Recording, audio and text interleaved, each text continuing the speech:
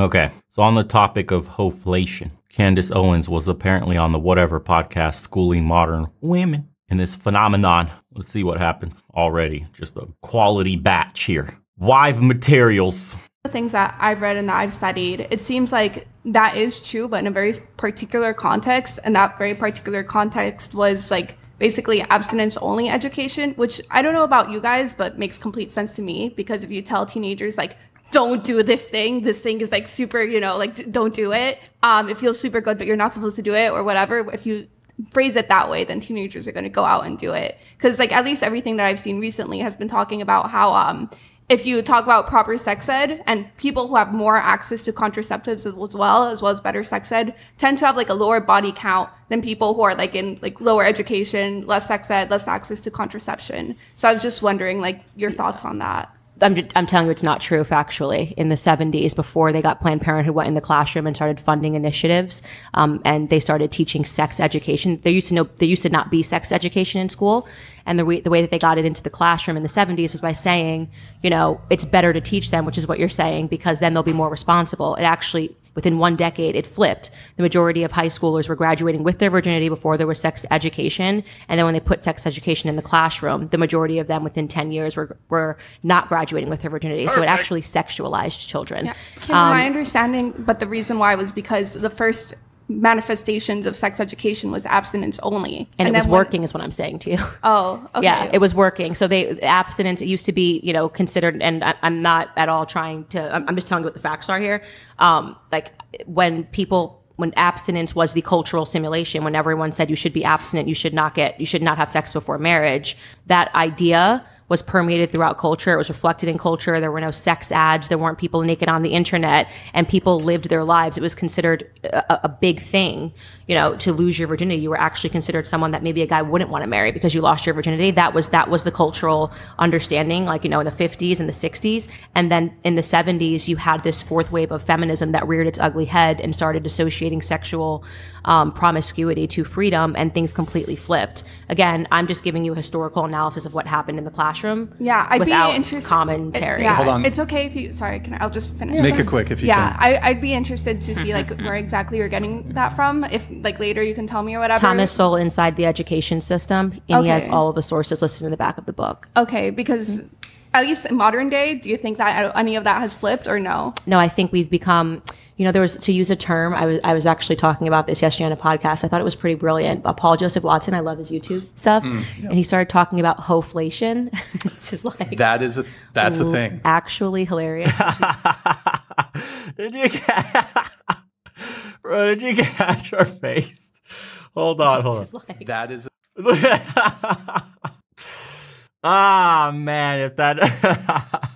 Look at the deadpan look like, oh shit, HOEFLATIon? Oh no. Here we go. That's a thing. Actually hilarious, which he's saying that men used to have to do a lot less and get a very high value woman. He's like, so think about your grandparents and your grandmother. She was a high value woman. For those that don't know what HOEFLATIon is, I'll pull up the dictionary for you. Got to make a mug out of this. Here we go, boys. For those of you not in the know, the concept of men having to work 20 times harder than their grandfathers did for women 20 times worse than what their grandmothers were. Man 1, why don't you get a girlfriend? Man 2, because HOEFLATIon is insane at the moment. Hey everyone, if you have a minute, please head over to legionofmen.store and grab yourself some cool merch as well. We have a bunch of limited edition designs, brand new stuff on the way, and all the proceeds go to supporting the channel. We don't want to be sponsored by corporations where we have to submit videos for review, have our speech impeded, or push any products that we don't use. So thank you so much to everybody that goes into the shop. Again, it's legionofmen.store. I'll put it up here for you guys. First time customers get a 10% off, and we have a bunch of great designs by artists from the community that watch the channel and support. They get proceeds as well, a percentage of everything that gets sold. So community funded through and through. And it's no synthetic fibers on any on our products. We're using cotton only, of course. I got your back from all those chemicals from synthetic fibers. Again, appreciate you guys. Let's continue. woman. She raised the kids. She was conservative. She was beautiful, all of these things. And now we live in this moment where everyone's kind of a hoe and you have to work harder to get a woman that doesn't have any self-respect or any value.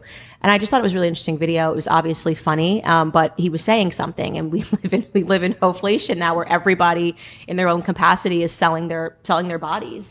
And unfortunately, these are the options that men have. No, I'm not saying it's stunning to me that women talk about what men need to be and what men need to be, but I think just kind of the complete disintegration of when I look at, what my grandmother looked like in picture. She passed in 2013, and just how classy and how beautiful and how much I wanted to be like her. And now I look at, women today and I just think, man, I feel bad for guys. Throw up. Schools getting smaller, but also it's really positive for women that are conservative and, who it means that you're part of, maybe a smaller pool of individuals. I see it a lot more in the South, and that men should aspire to pursue those women, absolutely, to raise their families and, to raise their kids. Do you co-sign on the HOEFLATION theory? I believe, the women today are very low value. And so it's funny because the simulation is like men ain't shit is kind of the thing everybody's saying. Don't need a man. And it's funny that someone brought up Beyonce because she's living the exact opposite of what she's singing. She's just making money because she knows how to make money in a HOEFLATIONary environment. Smart woman. She's like, I'm just going to pretend to be a hoe, but then actually privately I'm going to be like super like. Hold on. You wanted to come in, then you, please, if you can, try to keep it brief because I need to get to chat. I was just going to say that my version of my sex education was literally them showing us a birthing photo or a video, sorry. Yeah, in 4th grade. That terrified me, and I was like, actually, I don't think I want to have sex for a long time. I think I'm good. Go ahead. And like speaking of HOEFLATION, I mean, we're always trending apparently, right? Because Who's we? Hoes. Because without us hoes, you wouldn't have like that many views to be watching, right? You have hoes come on the podcast to talk about our. I'm not knocking hoes. I don't want to be a hoe. I'm saying you have hoes, and when I say you have hoes coming onto the podcast, you know you're a hoe. Do if you you're mean a hoe, literal hoe or like more of the colloquial? That's Brian's dream. You know what I mean? You have hoes, Brian. So you sit here and you want to bash sex workers, but we come When on did here. I bash? Bash When did I anybody. bash? I don't think Yeah. anybody has bashed. very He's little bringing you bashing. on here and giving you a platform to speak. So I think that if he was going to be bashing you, he wouldn't even allow But anybody making on. us The hero making of us hoes, if seem- you will. Wait, what do you mean making what? Making us seem like I'm not making anybody seem HOEFLATION, any sort of like. No, I'm just talking we're about a video. trending, we're a trending topic, so it's relevant to speak on. Because it's interesting. Wait, what? It's Yeah. fascinating. I am That's what I'm fascinated saying. by hoes. I'll say it. I'm absolutely fascinated by the way the hoe mind works, the way the hoe hive works. I'm fascinated. Next I cover it on documentary. my show. You And are it is correct. It is trending. trending. I'm saying, and that's why when it's such a Emma hot gets topic up to and does a speak about. video and says something like, it's chic to be divorced before you're 30. It is absolutely fascinating to see how someone's mind can be so warped. In the same way that I think it's fascinating when anybody does anything crazy or says anything crazy, and I cover it on my podcast. I am not knocking it at all. I just tell people what the facts are. You can choose this lifestyle, and here is where you are 99.9% likely to lead in. We find it fascinating when people have a hand in their own destruction. That's really what it is. The spiraling out of control, the constant bad decisions, the tumultuous upbringing, the decisions that they make and the immediate consequences that they face. And all this to say that even though it may be financially beneficial for you to do this, it leads you to a life of lowliness. I mean, how many of these women struggle? There's constant articles that we can cover that says like, I did OnlyFans, no man wants to date me long term, I'm seen as a joke, and my own family shun me. What the cost is that we don't talk about long term. We're thinking short term. Like, we live in such a goldfish society where how can I make money now, today, at the expense of my future, at the expense of my character, my reputation? How are my family members going to look at me? How is my future children, like their mentality? How are they going to feel knowing daddy did this, mommy did that? We lack a moral compass in the modern society that we live in today. And it's unfortunate, man, because it used to be provided by religion. And I think religion is an extremely important tool to maintain ethics, morals, and values, a scaffolding, if you will, for society to thrive and flourish. It's crazy because you could probably say an atheist at one point in my life. I used to laugh, young me, 20 years old, whatever, would laugh at people that were religious, would call them stupid. You got to be a moron to need God in your life. And, I was there saying everything, man. I'm not brainwashed like these idiots, blah, blah. But as I've gotten older, as I've gotten more experience, I've come to recognize the value and the importance of religion and how much it's needed in a society for it to properly function, because there's just too many of us. Left to our own devices usually leads to destruction for a huge part of the population. I mean, we're engaging in hedonism at unprecedented levels. Materialism, consumerism has absolutely eaten a black hole into people's brains and wallets. And we all get to reap these horrendous rewards for this lifestyle of the common man around us. Look at the degradation of society today. I saw another video today of like the streets of LA, streets of Kensington, Miami, New York, San Francisco, everywhere you're looking, everywhere. All the major cities are turning into like dystopian wastelands. Looks like something out of a movie. The fentanyl crisis. We're not talking about the epidemic that has swept the streets of America and it's making people look like zombies. I mean, this is all from not having this framework of morality, this believing in a power greater than yourself, making you get up out of bed in the morning to chase goals, to be a man of character because you're working towards something greater, something more than yourself. But also you're not a part of a community anymore. Like we all used to go to church pretty regularly. Communities were very tight-knit. Everybody used to know everybody. Most of the time, you don't even know who your neighbor is in the apartment complex you live in. How many people stop and have a chat with the person across from their apartment door? How much do you know about your neighbor today? Very little, man. We're more isolated and disconnected than we've ever been, despite having technology like the internet and high density housing like apartment blocks. How is that even possible? And when you couple all the things that we've talked about, like stagnant wages, the economy, inflation, real inflation, not just HOEFLATION, but actual inflation, broken homes,